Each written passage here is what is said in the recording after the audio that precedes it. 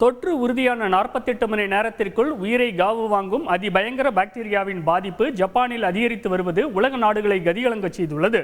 இந்த பாக்டீரியாவின் பாதிப்பு வீரியம் பற்றி மருத்துவ நிபுணருடன் நான் நடத்திய கலந்துரையாடல் இது. கொரோனா ஊரடங்கு கட்டுப்பாடுகளை அண்மையில் முழுமையாக தளர்த்தி இருக்கும் ஜப்பானில் அதிவேகமாக பரவி வரும் புதிய வகை பாக்டீரியா தொற்று பல உயிர்களை காவு வாங்கி வருவது மருத்துவ உலகை அதிர்ச்சிக்குள்ளாக்கியுள்ளது. STSS எனப்படும் ஸ்ட்ரெப்டோகாக்கல் டாக்சிக் ஷாக் சிண்ட்ரோம் தொற்று பாதித்த நபருக்கு 48 மணி நேரத்தில் மரணத்தை உண்டாக்கும் அளவுக்கு இதன் தீவிரத்தன்மை இருப்பதால் நோயை கட்டுப்படுத்த முடியாமல் ஜப்பான் மருத்துவர்கள் கலக்கத்தில் ஆழ்ந்துள்ளனர். கடந்த ஆண்டு ஒட்டுமொத்தமாகவே 941 பேர் பாதிக்கப்பட்டிருந்த நிலையில் இந்த ஆண்டின் முதல் 6 மாதத்திற்குள்ளாகவே நடப்பு ஜூன் மாதம் வரை பாதிப்பு எண்ணிக்கை 1000-ஐ நெருங்கியுள்ளது. அதிலும் குறிப்பாக உயிரிழப்பு விகிதம் 30% உயர்ந்துள்ளதும் பீதியை ஏற்படுத்தியுள்ளது.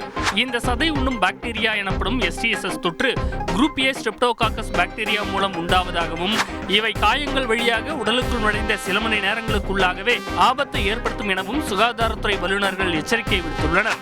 50 வயதை கடந்தவர்களுக்கு உடல் திசுக்களை மிக விரைவாக அழித்து பல்வேறு உள் உறுப்புகளை செயலிழக்கச் செய்து உயிரை பறிக்கும் அளவுக்கு கொடூரமானது என்பதால் ஜப்பான் மட்டுமல்லாது சர்வதேச நாடுகளிலும் அதிர்வலைகளை உண்டாக்கியுள்ளது. சென்னை வேல்ஸ் மருத்துவக் கல்லூரி மருத்துவமனையின் சமூக மருத்துவத்துறை உதவி பேராசிரியர் ஜெயநந்தினியிடம் பேசினோம். பொதுவாக இந்த வகை பாக்டீரியல் இன்ஃபெக்ஷனுக்கு என்ன காரணம், இதனுடைய அறிகுறிகள் எப்படி இருக்கும்? ஒரு தொண்டை வலினால முக்கியமான காரணம் ஸ்ட்ரெப்டோகாக்கல் இன்ஃபெக்ஷன் தான். ஒரு தொண்டை வலி வந்தாவே ஒரு ஃபீவர், பாடி ஏக், அதாவது ரொம்ப அதிகமான சோர்வு, படபடப்பு அதெல்லாம் மைல்டா இருக்கிறதுக்கு வாய்ப்பு இருக்கு. ஆனா இது யாருக்கு அதிகமா போய் ஸ்ட்ரெப்டோகாக்கல் டாக்சிக் ஷாக் சிண்ட்ரோமா மாறும் அப்படின்னா அவங்க ஒரு ஆல்ரெடி ஒரு ஃபங்கல் இன்ஃபெக்ஷன் உள்ள பேஷண்டா இருப்பாங்க, இல்லைன்னா ஒரு கேன்சர் பேஷண்ட்ஸ், ரொம்ப அதிகமான குடிப்பழக்கம் இருக்கவங்க, புகைப்பழக்கம் இருக்கிறவங்க, ரொம்ப அதிகமான வயசு, அதாவது 65 வயசுக்கு மேல இருக்கவங்க, இந்த மாதிரி இருக்கவங்களுக்கு அது ஷாக் சிண்ட்ரோமா மாறதுக்கு நிறைய வாய்ப்பு இருக்கு. அப்படி வந்தா அவங்களுக்கு ஒரு ஃபீவரோட ரொம்ப அதிகமான குளிர் கூடவே ஹைப்போடென்ஷன் சொல்லுவோம், அதாவது பிபி ரொம்ப லோ ஆயிடும். 24 to 48 ஹவர்ஸ்க்குள்ளேயே ஒரு எண்ட் ஆர்கன் ஃபெயிலியர் வரையும் போகிறதுக்கு உண்டான நிறைய வாய்ப்பு இருக்கு. ஒருத்தர்கிட்ட இருந்து இன்னொருத்தருக்கு பரவுமா?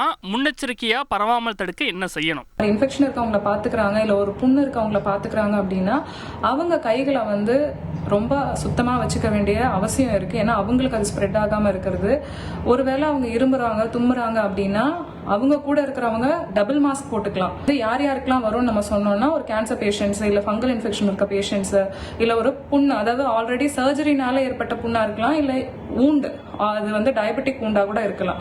டயபெட்டிஸ்னால நிறைய பேருக்கு காயங்கள் வரும் இல்லையா, அந்த மாதிரியான ஊண்டாவும் இருக்கலாம்.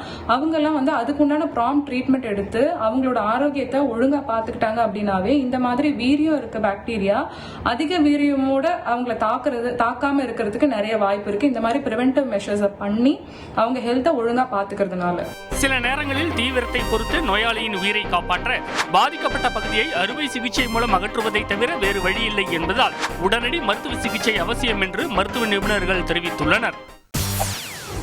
செய்திகளை உடனுக்குடன் தெரிந்து கொள்ள உடனே சப்ஸ்கிரைப் பண்ணுங்க.